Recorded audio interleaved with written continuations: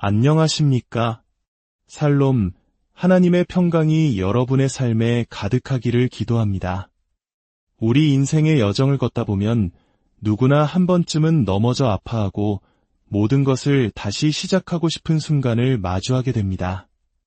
오늘 우리는 새로운 시작이라는 주제로 과거의 실수를 반복하지 않고 다음 단계를 더 지혜롭게 내딛는 방법에 대해 깊이 있는 이야기를 나누고자 합니다. 이 메시지를 듣기 전 잠시 시간을 내어주시겠어요? 만약 오늘의 이야기가 당신의 마음에 울림을 준다면 구독과 좋아요를 통해 저희에게 큰 힘을 실어주세요. 당신의 이 작은 행동이 또 다른 누군가에게는 하나님의 따스한 위로와 은혜를 전하는 통로가 될 수 있습니다. 이 채널을 통해 나누는 모든 말씀이 여러분의 믿음을 굳건히 하고 삶에 소망을 더하는 축복이 되기를 소망합니다. 우리 모두는 인생에서 크고 작은 실패를 경험합니다. 어떤 실패는 온전히 내 잘못인 것처럼 느껴지고 또 어떤 실패는 다른 사람이나 어쩔 수 없는 상황 때문에 벌어진 것처럼 보입니다. 관계가 깨어지고 직장을 잃고 학업을 중단해야 하는 등 그 이유가 무엇이든 다시 시작해야 한다는 막막함 앞에 서게 되죠. 저는 오랜 시간 동안 수많은 사람들이 인생의 갈림길에서 다시 일어서는 모습을 지켜봐 왔습니다. 그 과정에서 안타까운 마음이 들 때가 많았습니다. 왜 우리는 똑같은 실수를 반복하는 걸까요? 다른 사람의 삶을 볼 때는 무엇이 문제인지, 어떻게 해야 하는지 명확하게 보이지만 정작 자신의 문제 앞에서는 길을 잃기 쉽습니다. 참 이상한 일입니다. 우리는 인생에서 덜 중요한 영역에서는 실수를 통해 빠르게 배웁니다. 예를 들어 새로운 보드게임을 하다가 규칙을 잘못 이해했다면 다음 판에서는 절대 같은 실수를 하지 않죠. 스포츠를 배울 때나 새로운 취미를 가질 때도 마찬가지입니다.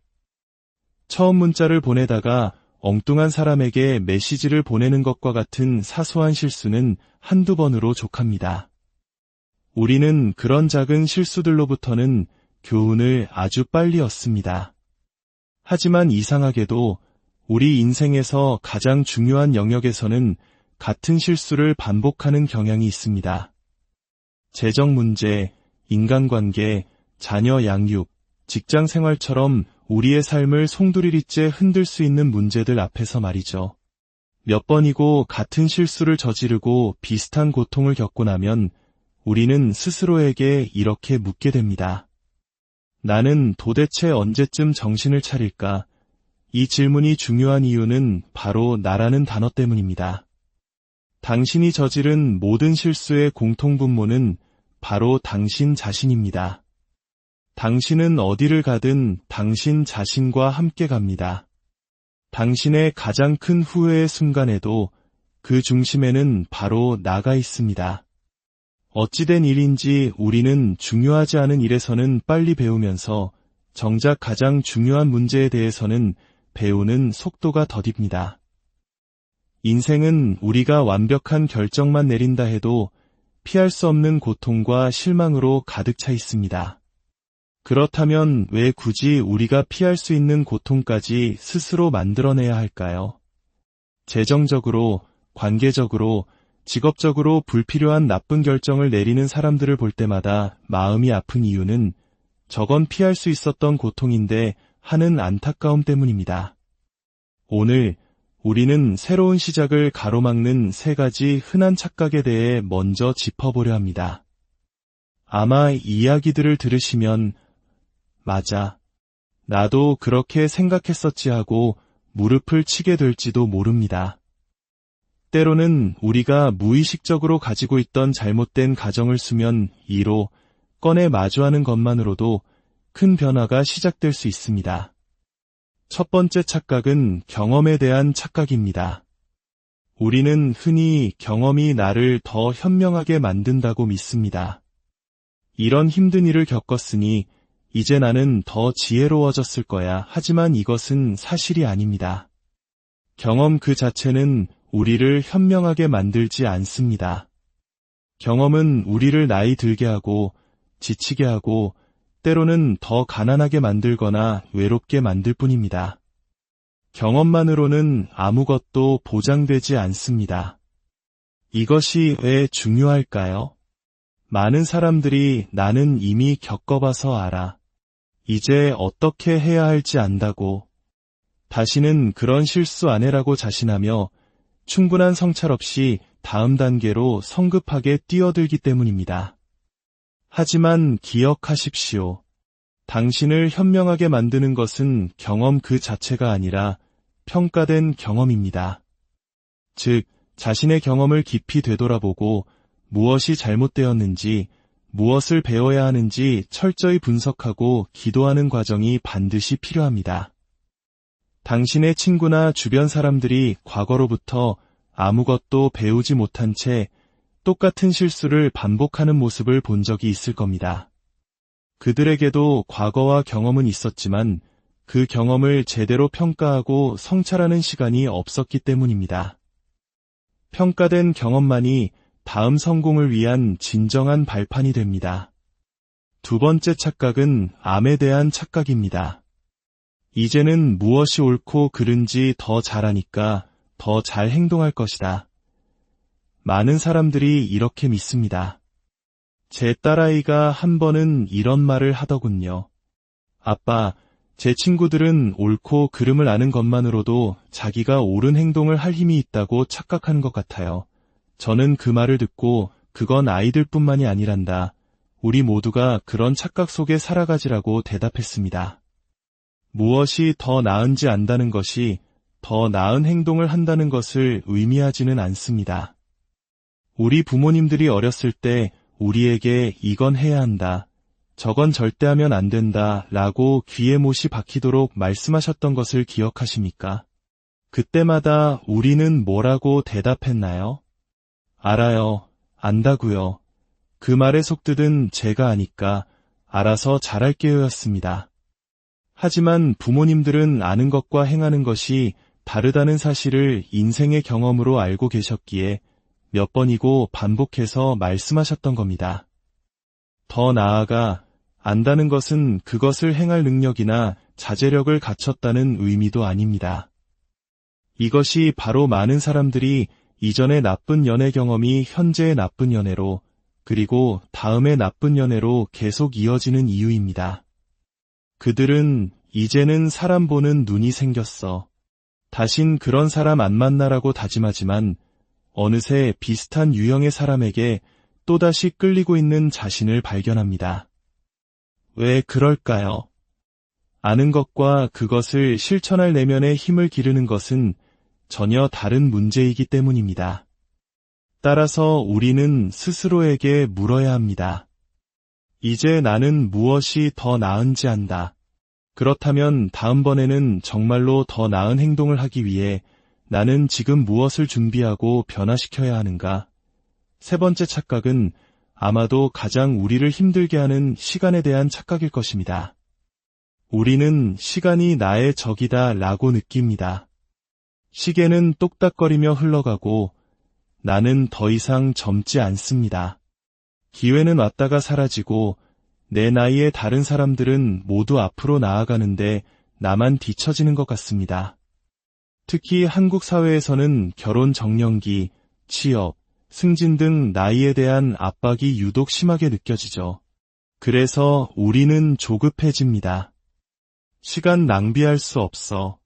교훈은 충분히 얻었으니 빨리 다시 시작해야 해. 하지만 이것은 가장 위험하고 파괴적인 착각입니다. 진실은 이것입니다. 시간은 당신의 적이 아니라 당신의 가장 친한 친구입니다. 재혼을 앞둔 커플들을 상담하는 한 친구가 있습니다. 그는 재혼을 준비하는 이들에게 항상 이렇게 조언한다고 합니다. 시간은 당신의 적이 아니라 당신의 편입니다. 서두르지 마세요. 이 말은 비단 재혼에만 해당되는 것이 아닙니다. 실패를 겪고 다시 일어서려는 모든 사람에게 해당하는 진리입니다. 왜일까요? 큰 어려움을 겪고 난 직후에 우리는 감정적으로 균형이 무너진 상태입니다. 분노, 원망, 질투, 억울함과 같은 감정들이 우리 안에 남아 있습니다. 체온이 올라가는 것이 몸에 이상이 있다는 신호이듯 감정의 온도가 올라간 것 역시 우리 영혼의 상처와 문제가 있다는 신호입니다. 육체적 고통을 겪을 때 우리가 자기중심적이 되듯이 감정적 고통을 겪을 때도 우리는 지극히 자기중심적이 됩니다. 이것은 우리의 잘못이 아니라 고통의 본질입니다. 그리고 자기중심적인 사람은 자기중심적인 결정을 내리기 마련입니다. 따라서 감정의 온도가 정상으로 돌아오고 내면의 균형을 되찾을 때까지 기다리는 시간이 반드시 필요합니다. 건강한 상태에 있을 때 우리는 명확함을 얻고 명확함이 있을 때 더 나은 결정을 내릴 수 있습니다. 충분한 시간을 갖고 기다린다면 지금은 들리지 않는 것들이 나중에는 들리게 될 것입니다. 지금은 받아들일 수 없는 조언을 해주는 사람들의 말을 나중에는 귀 기울여 들을 수 있게 될 것입니다. 시간은 당신의 친구입니다. 조급함 때문에 스스로를 더 큰 실패로 몰아넣지 마십시오. 흥미롭게도 우리가 믿는 성경 속에는 이러한 첫 번째 라운드의 실패와 두 번째 라운드의 성공을 극적으로 보여주는 인물들의 이야기로 가득합니다. 하나님께서 위대하게 사용하신 인물들은 거의 예외 없이 실패와 기다림의 시간을 거쳤습니다. 가장 대표적인 인물이 모세입니다. 그는 이집트의 왕자로 태어났지만 한순간의 실수로 사람을 죽이고 광야로 도망쳐 40년이라는 긴 세월을 양치기로 보내야 했습니다. 40년입니다. 상상이 가시나요? 그에게 그 시간은 실패와 좌절의 시간이었을 것입니다. 하지만 하나님께서는 그 광야의 시간을 통해 그를 준비시키셨고 마침내 2라운드에서 그는 이스라엘 민족을 구원하는 위대한 지도자로 돌아옵니다. 다윗 왕도 마찬가지입니다. 그는 왕으로 기름 부음 받았지만 사울 왕의 질투로 쫓겨나 약 10년 가까이 동굴과 광야를 떠돌며 생명의 위협을 받는 시간을 보내야 했습니다. 그 외에도 수많은 인물들이 실패와 성공 사이에 길고 고통스러운 중간기를 겪었습니다. 그리고 이 기다림의 시간을 올바르게 통과한 사람들에게는 두 가지 공통적인 특징이 나타났습니다. 바로 하나님께서 주신 거룩한 소명의식과 내면 깊이 자리한 겸손함입니다. 그들은 다시 일어섰을 때 하나님께서 내 삶에 무언가 특별한 일을 계획하고 계시며 나는 그 계획의 일부이다 라는 확신을 갖게 되었습니다.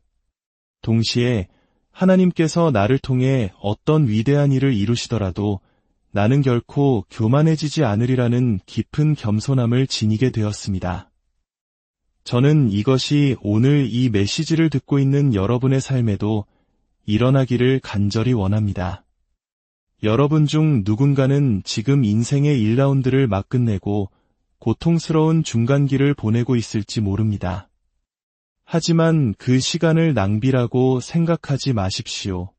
그 시간 속에서 하나님께서 당신을 빚으시고 당신의 과거를 가치 있는 것으로 변화시키도록 허락하십시오. 그러면 당신은 과거를 돌아보며 시간 낭비였어라고 후회하는 대신 그 아픈 경험을 통해 내가 배운 것들은 무엇과도 바꿀 수 없어. 그 시간을 통해 나는 더 나은 사람이 되었고 이제 하나님께서 나를 위해 준비하신 목적을 알게 되었어 라고 고백하게 될 것입니다. 우리가 어떤 일을 처음 시작할 때는 모든 것이 나를 중심으로 돌아갑니다. 하나님, 제가 좋은 성적을 받게 해주세요. 저에게 꼭 맞는 사람을 만나게 해주셔서 행복한 결혼 생활을 하게 해주세요. 물론 이런 기도가 잘못된 것은 아닙니다. 하지만 인생의 1라운드는 지극히 자기중심적일 수밖에 없습니다. 그러나 실패라는 인생의 폭풍을 겪고 하나님께서 1라운드와 2라운드 사이에 당신의 삶에 개입하시도록 허락한다면 당신은 완전히 다른 차원의 삶으로 나아가게 됩니다. 여전히 최선을 다해 노력하고 목표를 세우겠지만 그 모든 것 위에 하나님께서 일하고 계신다는 더 큰 그림을 보게 됩니다. 내 노력만으로 모든 것이 결정되는 것이 아니라는 사실을 깨닫고 모든 영광을 하나님께 돌리게 됩니다. 이것이 바로 신성한 소명의식과 깊은 겸손함입니다. 마지막으로 여러분에게 성경의 한 구절을 나누고 싶습니다. 이 말씀은 사도 바울이 기록한 것입니다. 그 역시 그리스도인들을 박해했던 끔찍한 1라운드의 과거를 가졌지만 하나님과의 만남 이후 14년이라는 침묵의 시간을 거쳐 가장 위대한 사도로 거듭난 인물입니다. 그는 지울 수 없는 과거의 부끄러움을 안고 살았지만 하나님께서 그 과거마저도 선하게 사용하셔서 미래를 위한 발판으로 삼으시는 것을 직접 체험했습니다. 그가 로마의 그리스도인들에게 보낸 편지에서 이렇게 말합니다. 우리가 알거니와 하나님을 사랑하는 자 곧 그의 뜻대로 부르심을 입은 자들에게는 모든 것이 합력하여 선을 이루느니라. 모든 것입니다. 당신이 겪은 모든 상황, 당신이 저지른 모든 실수, 당신이 당했던 모든 부당한 일들, 그 모든 것 속에서 하나님은 일하고 계십니다.